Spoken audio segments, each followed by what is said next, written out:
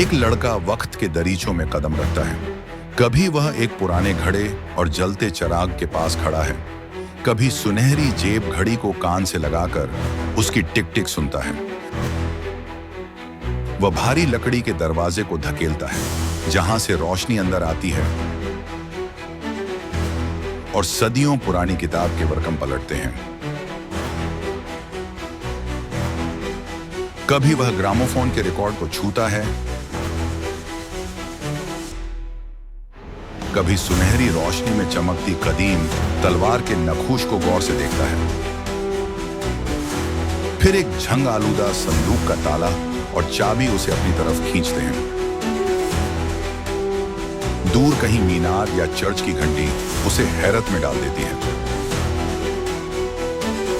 पुरानी मिट्टी के बर्तनों से भरी अलमारी के सामने वह रुककर सोचता है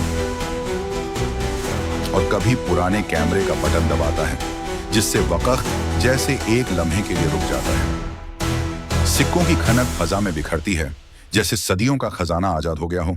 आखिर में एक टूटी खिड़की से गुजरती धूप उसके चेहरे पर पड़ती है और यूं लगता है जैसे माजी की सारी दास्तान उसकी आंखों में झलक रही हो।